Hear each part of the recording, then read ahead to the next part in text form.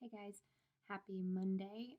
This is the last Monday of our school year. As you know, and as we've discussed, this Friday, the 8th, is going to be our last day of instruction.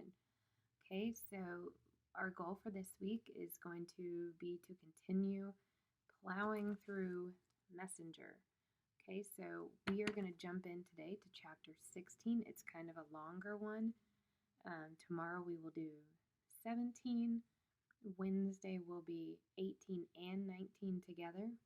Thursday will be 20, and then finally Friday will be chapter 21. So from that point on, we can still find times to Zoom or do things like that. But this is going to be your last week of work for this class, okay? I'm working on putting some pictures together for you guys to share some memories that we've had over the last few years. So there will be some fun little things like that in a more Cooking with Katie and Amy. But this is the last week for instruction, so we can celebrate that. We have done this for a very long time, and you guys have done an amazing job. So we will review what you guys did on Friday now, and then we will jump into chapter 16. Okay, so as you know, just like every day, this answer key has been scanned and uploaded for you guys to check your work, but I'm going to go over the answers and read them aloud now, and then we'll jump into this chapter because it's going to take a few minutes. Okay, question number 1 for the chapter 15 review. Maddie tells Kira her father planned a C garden for her. So question number 1 is C. Question number 2. Kira packed her B frame, needles, and thread in her bags. 2 is B. 1 is C. 2 is B. Question 3. Kira had never entered the forest before because it was C, frightening. You know, Maddie's not scared of the forest, and he's able to travel through it easily, but he's like one of the only few people that can do that. So Kira was frightened by it. She wasn't too far away. It was right next to her home. She passed it often, but she never went in because she was scared. Question number 4. Kira felt B, safe, going into the forest with Maddie. So as we said, I mean, it was something she wouldn't do alone, but everyone knew how easily Maddie traveled through it, so she felt safe going with him. 4 is B. Question 5. Question 5, the answer is A. Leader and Seer used the gift to see Maddie and Kira enter the forest. Remember, Leader and Seer kind of were hanging out together because Leader could use his powers to monitor the trip that Kira and Maddie were taking. So they were hanging out together and making sure that they were safe. Question number 6, the answer is D. Mentor was the leader of the group building wall. So Mentor has totally changed in this book. You know, he used to be a good guy, but now he's made these trades to make himself more handsome and appealing to this woman that he has a crush on. So it's because he is making these trades, it's making his personality change dramatically, and he is like not welcoming anyone else into village, and he is leading this whole wall build. Okay, so question 7. There are B, 10 more days left before the wall can go up. So even though they're getting all this stuff ready for the wall, and it's kind of making Leader and Seer nervous because we need to make sure that Maddie and Kira get back before the wall is up, they still have 10 days. So 7 is B. And number 8, Seer will return D the next day so they can look beyond again. So there's no sense in them staying together all the time because Leader's gift takes a lot of energy out of him, and he knew that they were safe at the beginning of this journey, but Leader told Seer, hey, come back tomorrow and we'll check on them again. Okay, so that is where we stand with chapter 15, and we're going to go ahead and jump into reading chapter 16. Here we go.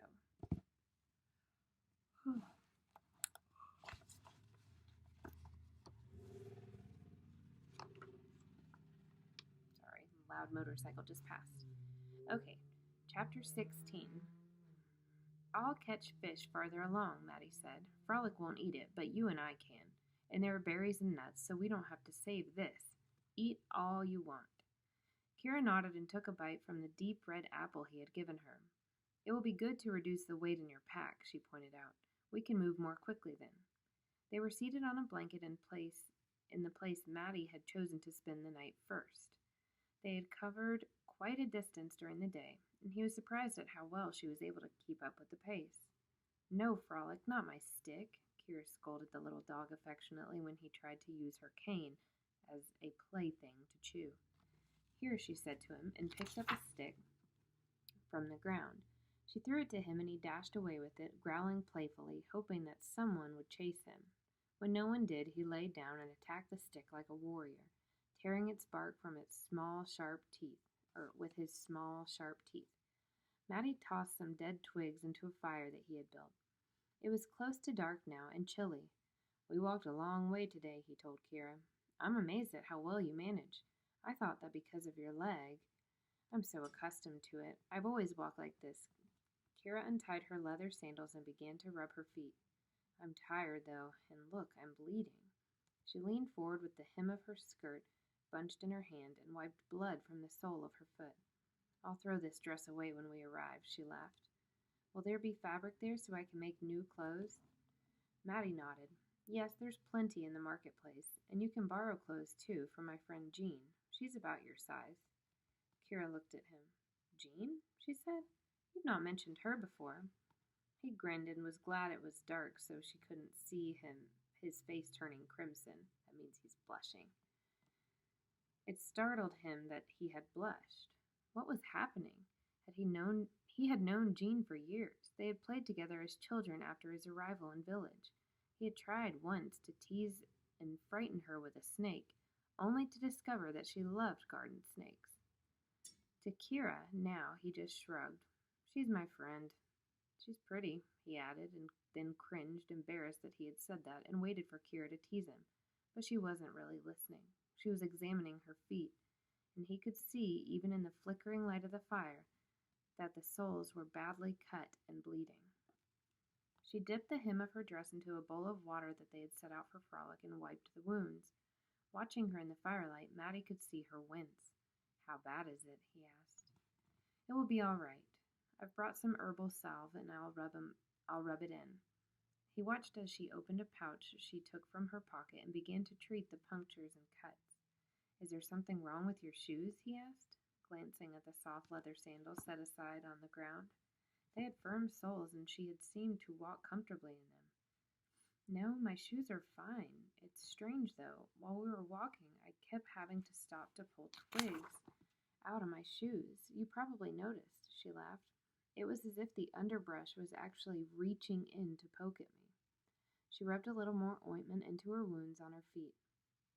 It poked me hard, too. Maybe tomorrow I'll wrap some cloth around my feet before I put my sandals back on. Good idea. Maddie didn't let her see how uneasy this made him feel. He fed the fire again and then arranged some rocks around it so that it couldn't escape from the little cleared space where he had built it. We should sleep now and get an early start tomorrow. Soon, curled on the blanket beside her, with Frolic between them and a blanket across all three, Maddie listened. He heard Kira's even breathing. She had fallen asleep immediately. He felt Frolic stir and turn in his light puppyish slumber, probably dreaming of birds and chipmunks to chase.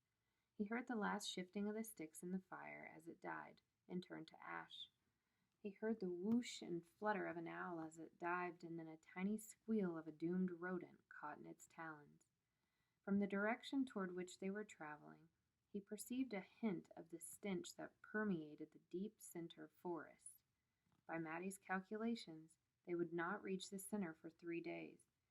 He was surprised that already the foul smell of decay drifted to where they were resting, When finally he slept, his dreams were layered over with an awareness of wrought and the immense of terrible danger. Sorry, y'all. It's hard to get through that one. In the morning, after they had eaten, Kira wrapped both of her feet in fabric torn from her petticoat, and when the wrappings were thick and protective, she loosened the straps of her sandals and fit her bandaged feet carefully into them. Then she picked up her stick and walked a bit around the fire to test the arrangement. Good, she said after a moment. It's quite comfortable. I won't have a problem. Maddie, rolling the blanket around the remains of their food, glanced over. Tell me if it happens again, the sticks and twigs poking at you. She nodded. Ready, Frolic? She called, and the puppy scampered to her from the bushes where he had been pawing at a rodent's hole. Kira adjusted her wrapped bundle of embroidery tools on her back and prepared to follow Maddie as he set off. To his surprise, he had some difficulty finding the path this second morning. That had never happened before. Kira waited patiently behind him as he investigated several apparent entrances from the clearing where they had slept. I've come through here so often, he told her, puzzled. I've slept in this same place so many times before, and I've always kept the path clear and easy to find, but now... He pushed back some bushes with his hand, stared for a moment at the ground he had revealed, then took his knife from his pocket and pruned back the branches. Here, he said, pointing, here's the path, but the bushes have somehow grown across and hidden it. Isn't that strange? I just came through here a day and a half ago. I'm sure it wasn't overgrown like this then. He held the thick shrubbery back to make it easier for Kira to enter, and was pleased to see that her footsteps, despite her injured feet, seemed to be firm and without pain. I can push things with my stick, she told him. See? She raised her stick and used it to force up a thick vine that had reached from one tree to another on the other side of the path, making a barrier at the height of their shoulders. Together they ducked and went under the vine, but immediately they could see that there were others ahead, barring their approach. I'll cut them, Maddie said. Wait here. Kira stood watching, Frolic suddenly quiet and wary at her feet, while Maddie sliced through the vines at eye level ahead of them. Ow, he said, and winced. An acidic sap dripped from the cut vines and burned where it landed on his arm. It seemed to eat through the thin cotton fabric of his sleeve. Be careful not to let it drip on you, he called to Kira and motioned her to come forward. They made their way carefully through the passageway, which was a maze of vines, Maddie in front with his knife. Again and again the sap spattered onto his arms until his sleeves were dotted with holes and the flesh beneath was burned raw. Their progress was very slow, and when finally the path widened, opened, and was free of glistening growth, which they could see had already amazingly regrown and reblocked the path they had just walked, they stopped to rest. It had begun to rain. The trees were so thick above them that the downpour barely penetrated, but the foliage dripped and was cold on their shoulders. Do you have more of that herbal salve? Maddie asked. Kira took it from her pocket and handed it to him. He had pushed back his sleeves and was examining his arms. Inflamed welts and oozing blisters had made a pattern on his skin. It's from the sap, he told her, and rubbed the salve into the lesions. I guess my sweater was thick enough to protect me. Does it hurt? No, not much, but that wasn't true. Maddie didn't want to alarm her, but he was in excruciating pain, as if his arms had been burned by a fire. He had to hold his breath and bite his tongue to keep from crying as he applied the salve. For a brief moment, he thought that he might try to use his gift to call forth the vibrating power and eradicate the stinging, poisonous rash on his arms, but he knew he must not. It would take too much out of him. It would, in Leader's words, spend his gift, and it would hamper their progress. They had to keep moving. Something so terrifying was happening that Maddie did not want to try to assess it. Kira did not know. She had never made this journey before. She could feel the difficulties of this second day, but did not realize they were unusual.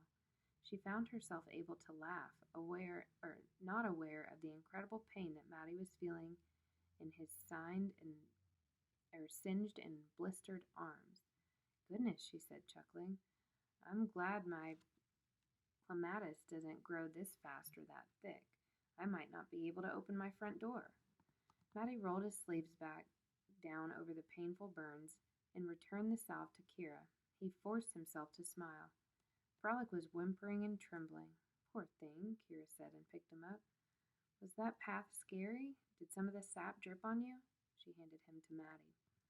He saw no wounds on the puppy, but Frolic was unwilling to walk. Matty tucked him inside his jacket, curling the ungangly legs and feet, and the puppy nestled there against his chest. He felt a little heart beat against his own. What's that smell? Kira asked, making a face. It's like compost.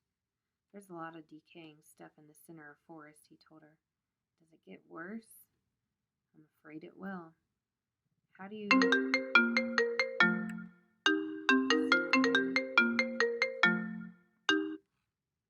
y'all. My sister was trying to call, and it popped up on the computer.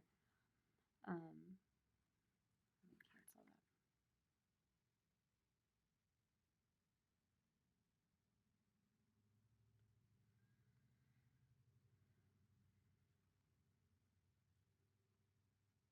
Sorry. At least we don't have Katie and Amy interruptions today. Just Carmen. Carmen called. Okay, so the smell is going to get worse. We're in the middle of page 157. How do you get through it? Do you tie a cloth around your nose and mouth? He wanted to tell her the truth. I've never smelled it before. I've come through here a dozen, maybe 24 times, but I have never smelled it before. The vines have never been here. It has never been like this before. Instead, he said, that's the best method, I suppose, and your salve has a nice herbal odor. We'll rub some of it on our upper lip so that it will block that foul smell. And we'll hurry through, she suggested. Yes, we'll go through as quickly as we can. The searing sensation in his arms had subsided, and now they simply throbbed and ached. But his body felt hot and weak as if he were ill. Matty wanted to suggest that they stop here and rest, that they spread out the blanket and lay down for a while, but he had never rested at midday on previous journeys, and now they could not afford the time. They had to move forward toward the stench. At least the vines were behind them now, and he didn't see any ahead. The cold rain continued to fall, and he remembered suddenly how Jean's hair curled and framed her face when it was damp. In contrast to the horrible stench that was growing stronger by the minute, he remembered the fragrance of when she had kissed him goodbye, and it seemed so long ago. Come, he said, and gestured to Kira to follow. Leader told the blind man that Matty and Kira had made it through the first night, and they were well into the second day. He murmured it from the chair where he was resting, lacking the strength to talk in his usual firm voice. Good, the blind man said cheerfully, unsuspecting. And the puppy, how's Frolic? Could you see him? Leader nodded. He's fine. The truth was that the puppy was in better condition than Matty himself, Leader knew. So was Kira. Leader could see that Kira had had problems the first day when Forrest had punctured and wounded her. His gift had given him a glimpse of her bleeding feet, and he had watched her rub on the salve and wince, and he winced in her sympathy. But she was managing well now, he could see, but did not tell the blind man that now Forrest was attacking Matty instead, and he could see that as well. They had not yet approached the worst of it.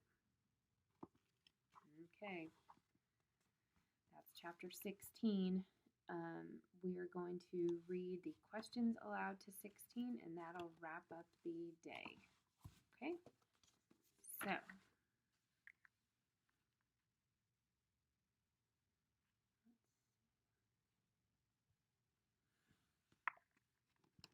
chapter 16 questions. Are we ready? Question number 1. Matty was surprised by blank the first day. So the first day in the forest, what surprised Matty? A. Frolic's behavior. B. How far they got. C. Kira's needlework. Or D. Leader's message. Question number 2.